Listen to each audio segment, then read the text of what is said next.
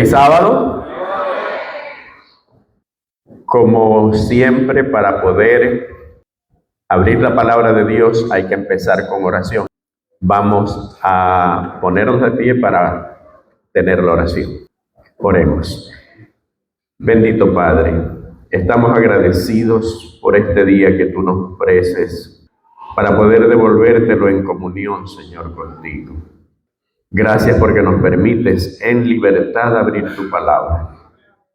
Que tu Espíritu Santo nos guíe, Señor, para poder comprender el mensaje que tienes para nosotros esta mañana y que nos permitas ponerlos por obra en nuestras vidas.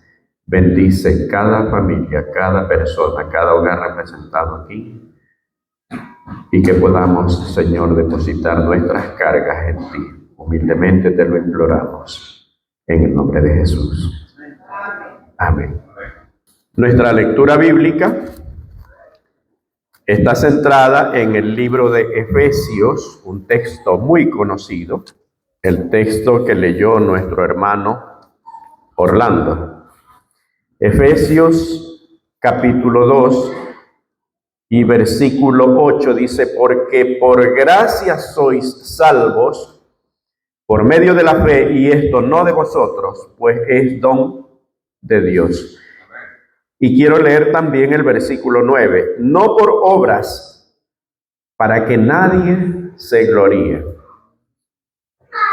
Para los que no estuvieron anoche, hemos empezado a ver qué es la gracia.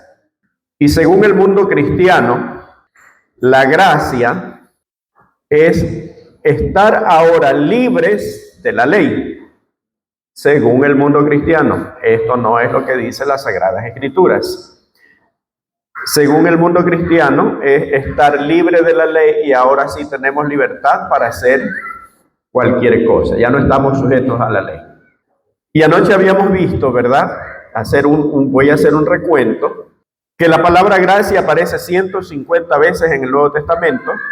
125 veces la comparten dos de los escritores, que es el apóstol Pablo y Lucas. Y las otras 25 se las reparten entre el resto de escritores del Nuevo Testamento.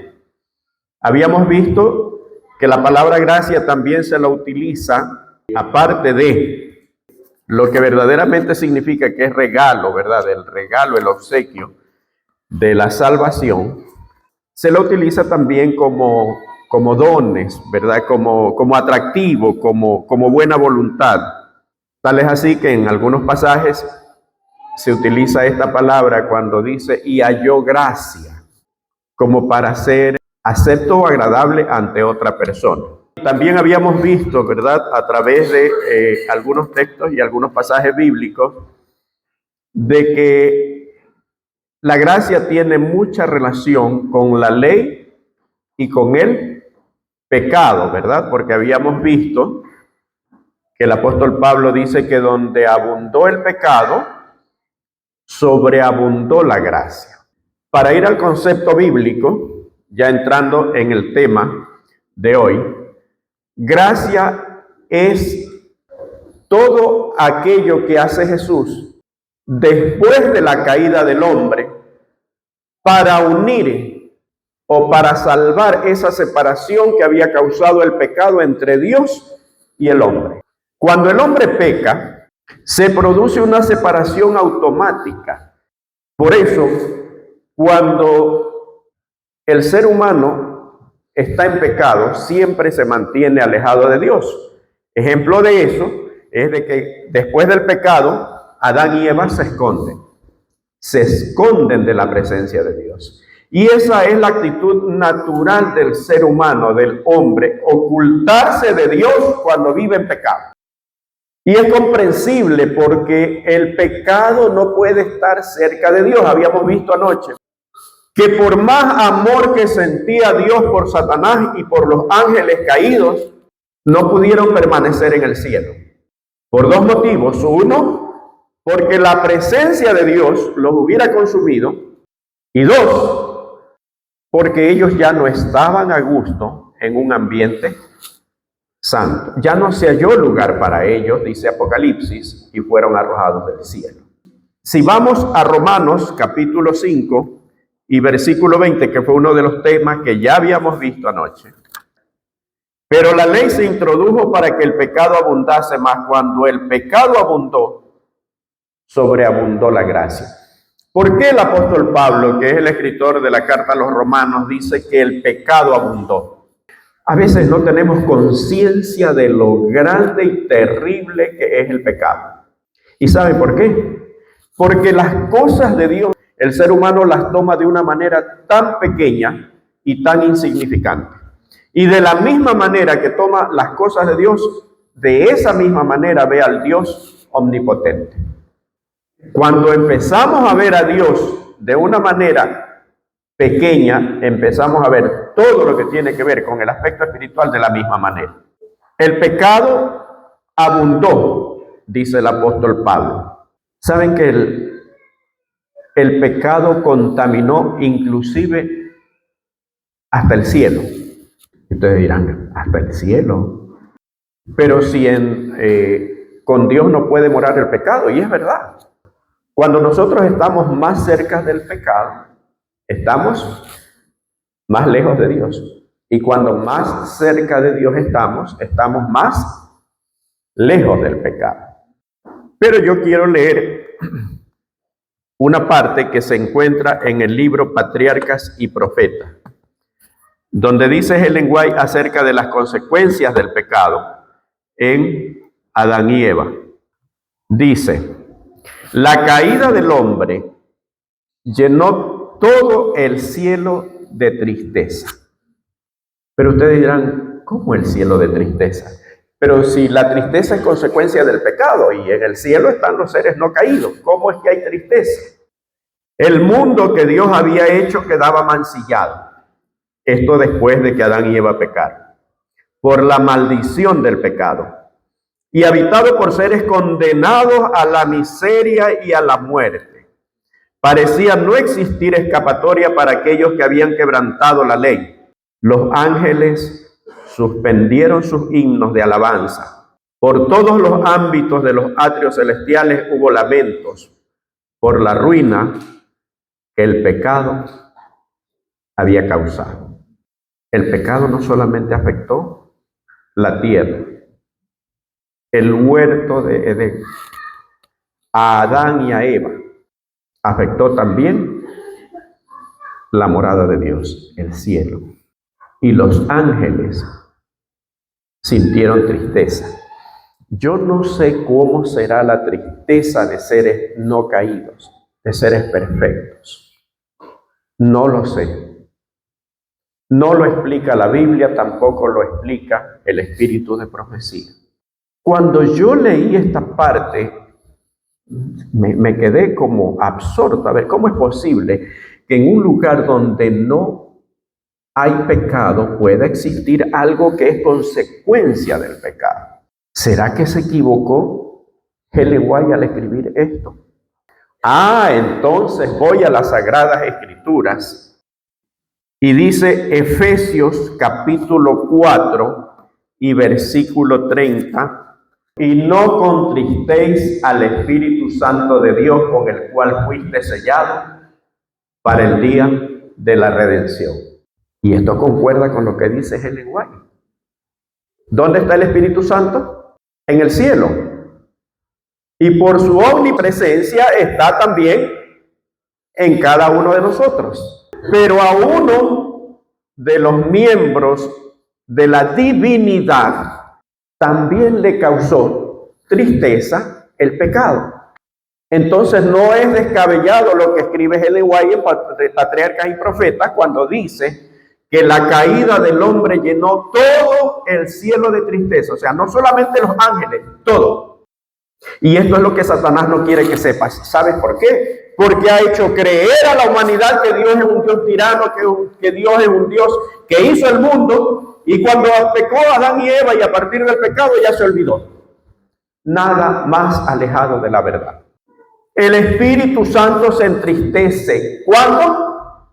Cuando no somos conscientes de que mora en nosotros y hacemos todo lo posible para sacarlo de nuestras vidas. Ahora entendemos por qué Pablo dice, donde abundó el pecado. Pero saben que hay algo que debemos entender, aparte de abundó el pecado, en la consecuencia que produjo el pecado en el hombre. No solamente fue la separación de Dios. Habíamos visto ayer en Primera de Pedro, ¿verdad? Y en Génesis, de que Dios hizo provisión y previsión para el problema del pecado. ¿Por qué? Porque Cristo fue ofrecido para sacrificio antes de que fuera el mundo. Entonces, esa separación que hay entre Dios y el hombre, Cristo a través de la cruz enlaza a Dios y al hombre. Y ahora esa separación está salvada. Pero sin embargo, hay algo que Dios no pudo hacer, y es librar al hombre de las consecuencias del pecado. El problema de la separación se había solucionado, pero la tierra ya había quedado contaminada por el pecado, así como se contaminó el cielo. Y miren que las Sagradas Escrituras son bellas, son hermosas, porque cuando uno más las estudia, va descubriendo verdades que son tan vivificantes, tan consoladoras. Aquí se justifica una de las doctrinas y una de las profecías que nosotros predicamos: el juicio investigador, las 2300 tardes y mañanas, y la obra mediadora de Jesús en el santuario celestial. Saben que nuestros hermanos evangélicos nos critican a nosotros porque hablamos del juicio investigador y de la labor de Cristo en el santuario. ¿Cómo es posible que en el santuario se vaya a contaminar? Eso era para la tierra, no para el cielo, y eso era para los judíos, y ya quedó atrás, ya Cristo la clavó en la cruz. Pues el cielo también se contaminó, lo acabamos de ver, contextos bíblicos. Era necesario, y ahí viene la profecía de las 2300 tardes y mañanas de Apocalipsis 14, ¿verdad? El mensaje del tercer ángel: temed a Dios y dadle gloria, porque la hora de su juicio ha llegado, y que en algún momento se va a estudiar acá también. Miren cómo las enseñanzas de la Biblia son como el tejido de una tela, ¿no? Cada verdad se entrelaza con la otra y forma la sana doctrina. ¿Se acuerda que habíamos visto anoche? En nuestra doctrina jamás ha habido cambio, porque está basada en principios eternos, tal como los enseña las Sagradas Escrituras. Entonces, el pecado no solamente que contamina los lugares celestiales, contaminó tanto que le costó la vida al Hijo de Dios. Y nosotros, ¿de qué manera tan mínima miramos el pecado y hasta jugamos con él a veces? El pecado hizo además que las facultades del hombre se atrofien. No lo digo yo, lo dice también el Espíritu de Profecía. Camino a Cristo, página 18. Únicamente su gracia puede vivificar las facultades muertas del alma y atraer a Dios y a la santidad. ¿Las facultades qué? Muertas. Decimos que cuando Adán y Eva, antes de pecar, tenían siempre la tendencia solamente a hacer ¿qué? Hacer lo bueno. Había un 0.00001% de posibilidad, porque había un árbol que estaba allí y que Dios le había dicho: no comas de él, del fruto de este árbol. Una mínima posibilidad. ¿Por qué? Porque para que exista esa posibilidad tendría que ir específicamente a ese árbol entre los millones de árboles que habían en el Edén y en el planeta Tierra. Pero Eva fue. Pero causó separación, y a partir de lo que pecan Adán y Eva, ahora las tendencias cambian. En lugar de tener tendencia a hacer lo bueno, ahora toda la tendencia es solamente hacer lo malo, y eso dice la Sagrada Escritura. Pero las consecuencias del pecado, quiero leer en Génesis capítulo 3 y versículo 17. Y al hombre dijo: por cuanto obedeciste la voz de tu mujer y comiste del árbol que te mandé diciendo, no comerás de él, maldita será la tierra por tu causa. Con dolor comerás de ella todos los días de tu vida. ¿Qué dice allí? Maldita será la tierra por tu causa. A veces creemos que Dios está pronunciando una maldición. No, le está diciendo que el pecado produjo la maldición también en la tierra. Y el pecado produce maldición. Ahora entendemos por qué la Biblia dice que Cristo nos vino a librar de la maldición de la ley. ¿Cómo es esto? Eso quiere decir que la ley ya no hay que guardarla, como dicen algunos, ¿verdad? De ninguna manera. Pero ya vamos a entrar a esa parte, ¿verdad? Porque primero quiero que entendamos esto. Si las facultades del hombre están muertas, no puede nacer nada bueno. Habíamos visto anoche que cuando Cristo dice, apartados de mí nada podréis hacer, es porque el único camino, la única relación entre el hombre y Dios es a través de Jesucristo. ¿Por qué? Porque Él vino a morir. Saben que cuando se ve, y lo dice Patriarcas y Profetas, voy a leer un poquito de esto. Los ángeles suspendieron sus himnos, esto ya lo habíamos leído, ¿verdad? De alabanza por todos lados, por todos los ámbitos de los atrios celestiales hubo lamentos por la ruina que el pecado ha causado. El Hijo de Dios, el glorioso soberano del cielo, se llenó de compasión por la raza caída. Una infinita misericordia conmovió su corazón al evocar las desgracias del mundo. Y le cuenta Jesús a los ángeles que Él iba a poner su vida. Cuando reciben la noticia los ángeles de que su amado soberano tenía que perder la vida, que iba a sufrir, que iba a padecer, que se iba a humillar, que lo iban a escupir, todos los ángeles se postran ante Él y quieren ofrecer su vida. Todos. ¿Por qué Jesús no permitió que algún ángel muriera y ofrezca su vida? Y en lugar de que Cristo hubiera muerto un ángel. Porque la ley de Dios, quebrantada por el pecado, necesitaba que alguien del mismo nivel de la santidad de la ley sea el garante. ¿Qué tiene que ver la ley entonces con el pecado, con la gracia y con Dios? Y dice las Sagradas Escrituras en el libro de Gálatas capítulo 3 y versículo 24.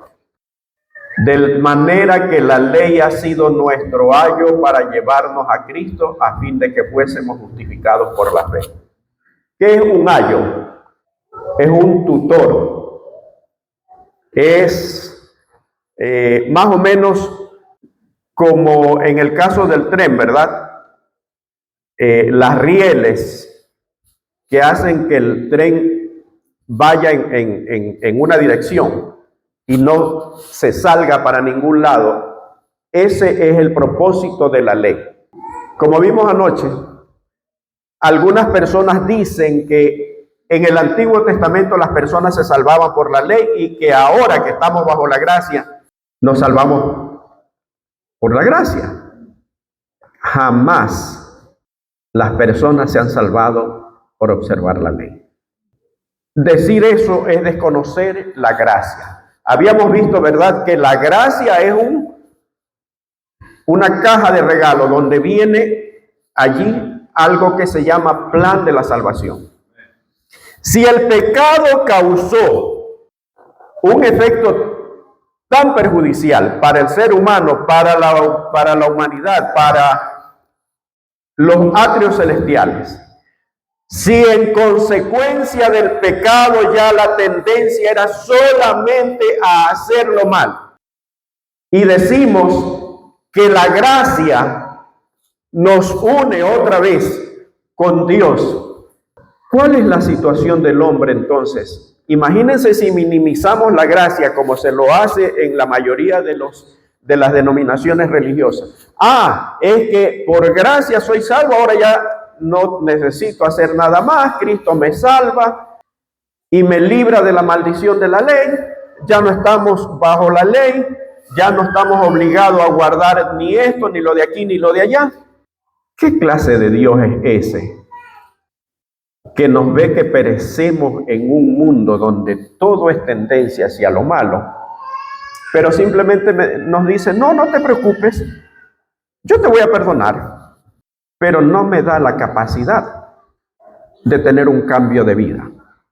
Eso es lo que se predica en el mundo cristiano y tristemente, tengo que aceptarlo, se lo está empezando a predicar inclusive en los púlpitos de la iglesia adventista con una verdad tan grande como la que tenemos.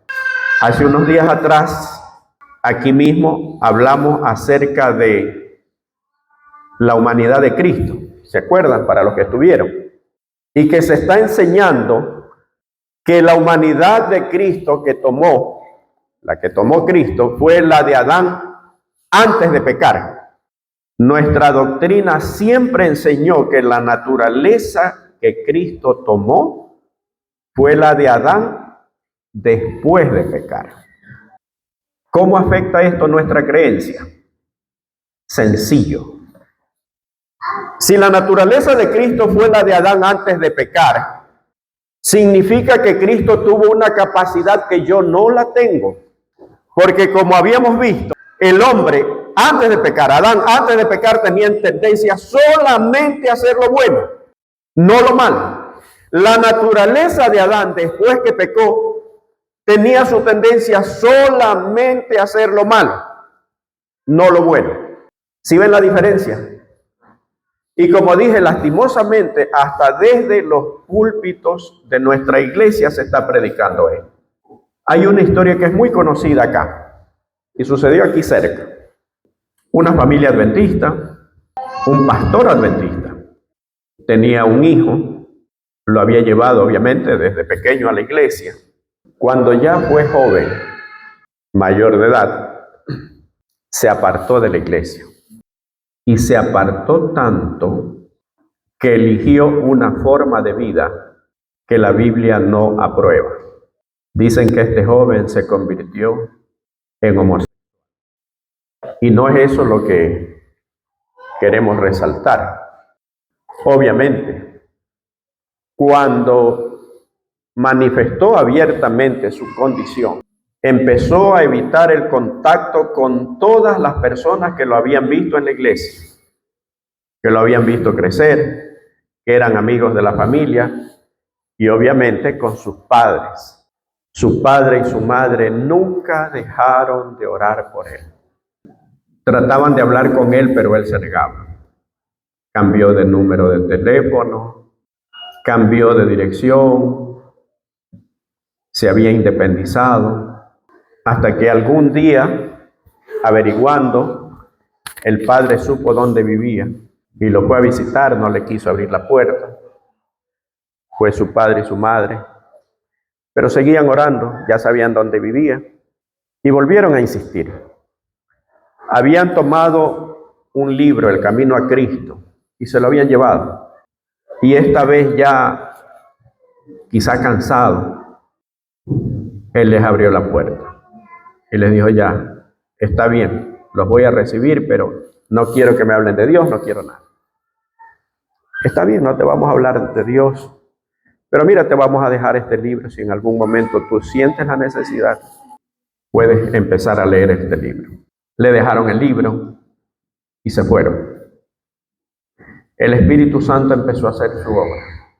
Y este joven empezó a leer el libro El Camino a Cristo y empezó a hacer un recuento de su vida. Qué diferente era su vida cuando iba a la iglesia de la vida que tenía ahora. Empezó a llorar, pero había una lucha en su interior. Según él, había recorrido demasiado, se había alejado demasiado de Dios como para poder regresar. Un día, movido por el Espíritu Santo, va a la iglesia.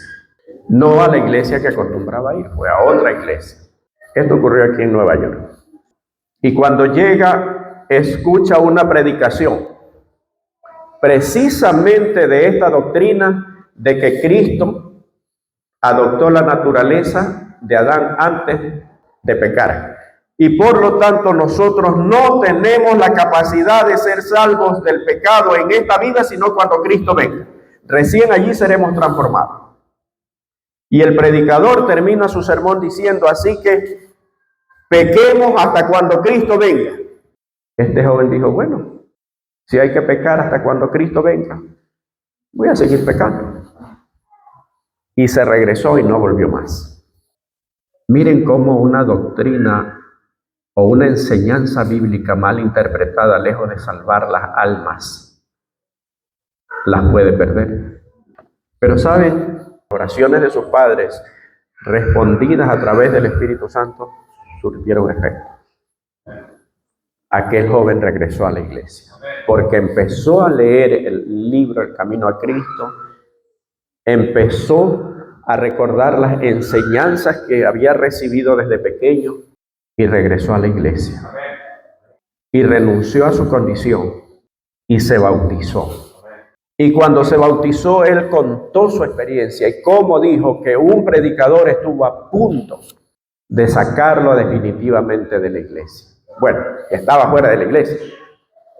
De impedir su regreso a la iglesia. Hermanos, ¿por qué tenemos que leer las Sagradas Escrituras por nosotros mismos?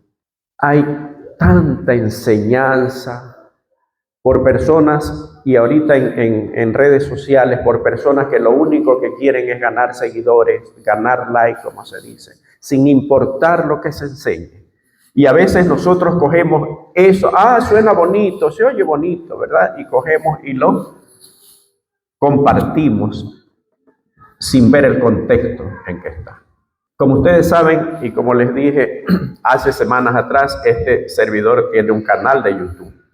Y lo hice precisamente porque vi y me di cuenta que hay tanta enseñanza que no está de acuerdo a las Escrituras. Y si nosotros tenemos una verdad, ¿por qué la escondemos?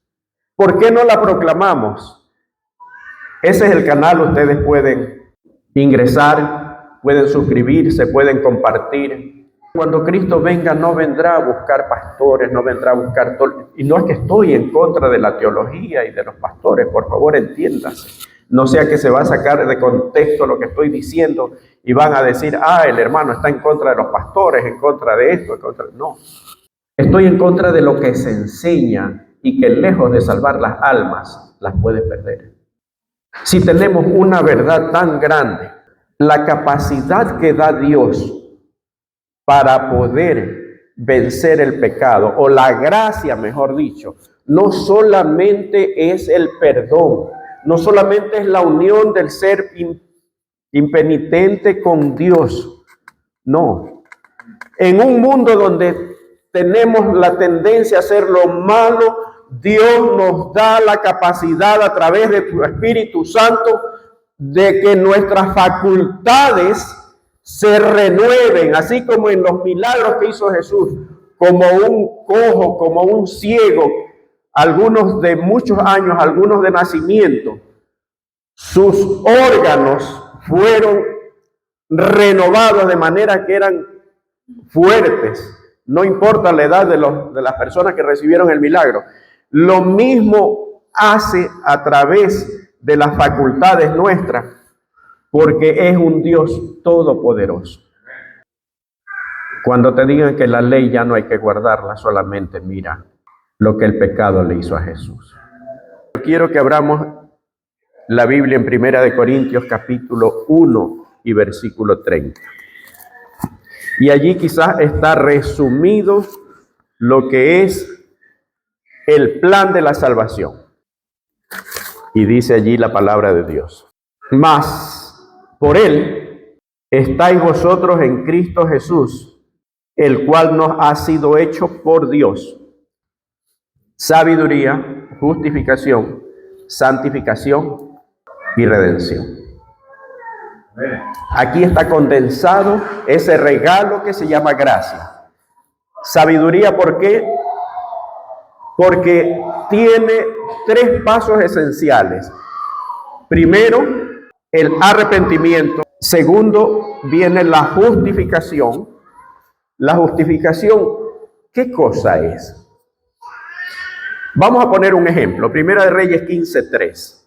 Y anduvo en todos los pecados que su padre había cometido antes de él, y no fue su corazón perfecto con Jehová su Dios como el corazón de David, su padre.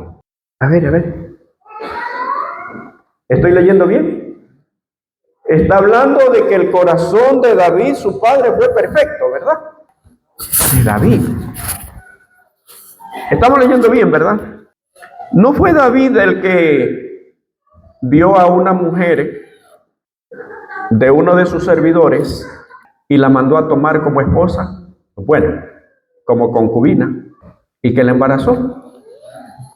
Y eso no se llama adulterio. Pero ahí dice perfecto. ¿No fue este mismo David que mandó a matar a este hombre cuando supo que la mujer había quedado embarazada y no pudo inducirlo a dormir con ella para que no se percatara y creyera que el hijo era de su esposo? ¿No era este David? ¿Cómo es que David es perfecto? Este es el plan de la justificación. ¿Saben que David, si nosotros leemos los salmos, que hay tantos textos que no avanzaríamos y se nos ha ido el tiempo? Pero David dice, mientras callé de callar, mientras callé, se envejecieron mis huesos. El primer gesto de David cuando peca es justificar su pecado, lo mismo que hace todo el mundo. Hasta que Natán va y le dice que él era un pecador. Y se lo dice tan bonito, conocemos la historia, no tenemos tiempo para recordarla, ¿verdad? Pero conocemos la historia, se lo dice de una manera tan bonita que el mismo David dice, vive Jehová, que el que hizo esto debe morir. O sea, se pronunció su propia sentencia. ¿Y cómo es que dice que es perfecto? Claro, porque David entendió que no había otro camino para la reivindicación suya con Dios sino a través de Jesucristo. Solo que en ese entonces todavía Cristo no había muerto y tenía que representarlo a través de un cordero. ¿Cuál es la diferencia entonces entre los tiempos de David y los tiempos nuestros? Que ese cordero ya murió. Que ya no tenemos que llevar un cordero, porque el templo fue destruido y no será reconstruido jamás, por más que el mundo cristiano crea que en algún momento ese templo se reconstruirá, que se sentará allí el anticristo y un poco de doctrina que no tiene sentido. ¿Por qué? Porque ya tenemos el verdadero Cordero, que es el Hijo de Dios. Eso le costó tu pecado y el mío al cielo. Ahora entendemos cuando Jesús dice, porque de tal manera amó Dios al mundo que ha dado a su Hijo unigénito para que todo aquel que en él cree no se pierda, mas tenga vida eterna. Entonces, ¿qué es la justificación?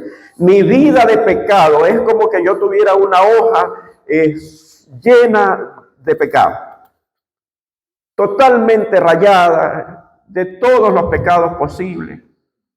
Y me quiero presentar a Dios, pero no puedo. Esa situación desesperante se soluciona, como dice Pablo, porque lo que hago no lo entiendo. Porque no hago el bien que quiero, sino el mal que no quiero. Y si lo que no quiero hago, entonces veo que no lo hago yo, sino el mal que mora en mí. Y llega el momento cuando Pablo se siente tan desesperado que dice, miserable de mí, ¿quién me podrá librar de este cuerpo de muerte? Y ahí encuentra la respuesta. Gracias sean dadas ¿a quién? A Jesucristo. Entonces yo voy donde Jesús. Yo no puedo presentarme ante el Padre, le digo, Señor, pero quiero tu gracia. Y Jesús me presenta ante el Padre y pone su vida sin pecado, limpia, y esa hoja limpia Jesús la pone encima, y cuando el Padre ve mis obras, ve una hoja limpia, y el Padre dice, Eddie es perfecto, Orlando es perfecto. Juan, José, no, es perfecto. No porque yo tenga méritos, sino por los méritos de la sangre de Cristo. Ahí entendemos lo que significa por gracia soy salvo. Esa es la justificación. Pero allí viene también lo que es la santificación. Por eso dice arrepentimiento, justificación, santificación y redención. Redención es cuando Cristo ya viene y nos lleva. Pero antes de eso debe haber la santificación. ¿Qué es la santificación? Y lo resume de la siguiente manera Ellen White: la justificación y la santificación. La justicia por la cual somos justificados es imputada, o sea, es regalada, es puesta, es como inyectada, por decirlo de alguna manera. En el ejemplo que puse es poner en mi hoja sucia la hoja limpia de Jesús, y ahora yo me presento ante Dios limpio. Esa es la justificación que es imputada. La justicia por la cual somos santificados es impartida. O sea, de modo que si alguno está en Cristo, nueva criatura es, las cosas viejas pasaron. Ahora es cuando entendemos el texto que dice el apóstol Pablo es campeón para explicar la justificación y la santificación, la ley y el lugar que ocupa la ley, la gracia y todo. Por eso es que él, de las 150 palabras o veces que se usa esta palabra en el Nuevo Testamento, 100 son de autoría de Pablo. Leamos los escritos de Pablo y entenderemos verdaderamente la gracia, la ley, la justificación y la santificación.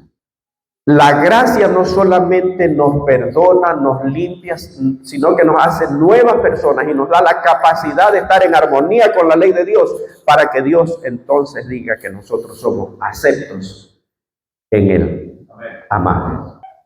¿Está clara la diferencia entre la gracia y el alcance de la gracia? Dios no podía ser un Dios tan cruel.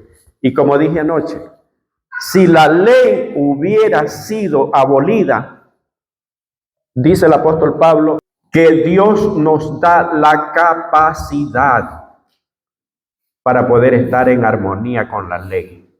Porque hay demasiados textos en la Biblia donde dice que la ley es santa y el mandamiento santo, justo y bueno. Donde dice David, después de que consideró su situación como sin solución, y va a Cristo y es justificado. Ustedes dirán, pero Cristo no había venido. Sí, pero lo miraba por fe a través del sacrificio. Entonces ahora David dice, me deleito en tu ley.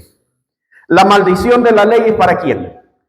La maldición de la ley es cuando nosotros vemos nuestra condición y no encontramos solución. La ley se convierte en nuestro ayo que nos lleva a Cristo para ser justificado. Y una vez que somos justificados y una vez que tenemos fortaleza para vencer el pecado, entonces ahora sí decimos como David, decimos como Pablo, decimos como muchos de los escritores de la Biblia, en tu ley me deleito, porque ya estamos en armonía con esa ley. Esa es la verdadera gracia. Lastimosamente es un tema tan amplio que no se puede tratar en solamente 2. En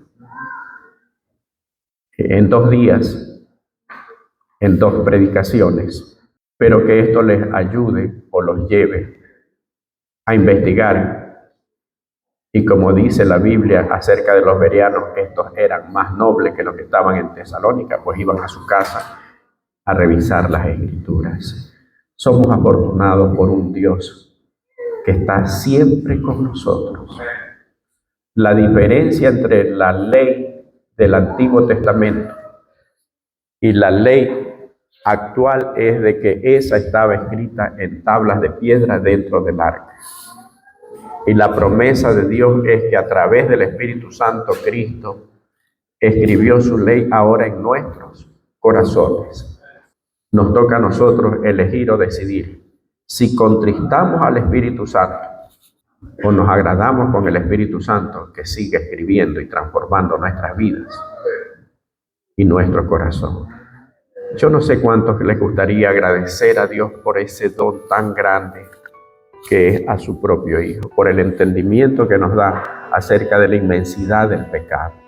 Si hay alguien que quiere agradecer a Dios por ese don, por la salvación que es en Cristo, yo quiero hacer una oración. Y el que quiera orar conmigo, que se ponga de pie. Oremos. Bendito y Santo Padre, gracias, oh Dios, por tu misericordia, por tu amor. Porque a pesar, Señor, de ser indignos pecadores, tú nos has buscado, Padre. Gracias por la sangre preciosa de tu Hijo amado. Gracias porque Él cargó con nuestros pecados, con nuestras culpas, con nuestras rebeliones. Permite, Señor, que tu santa ley sea escrita en nuestros corazones, que sea morada de tu Espíritu Santo y que desde allí se obre una transformación en nuestras vidas, Padre. Acoge las cargas que ha traído tu pueblo, Señor, de distinto tipo. Quizás problemas de pareja, de familia, con los hijos, con los padres. Quizás problemas de trabajos económicos. Pero queremos que tú seas la solución para cada uno de ellos, Padre. Síguenos acompañando, Dios. Que nunca nos apartemos de ti y que tú siempre mantengas tu misericordia. Y que el día final podamos estar en pie ante ti, Señor, para morar en las mansiones celestiales. Te lo pedimos humildemente en el nombre de Jesús. Amén.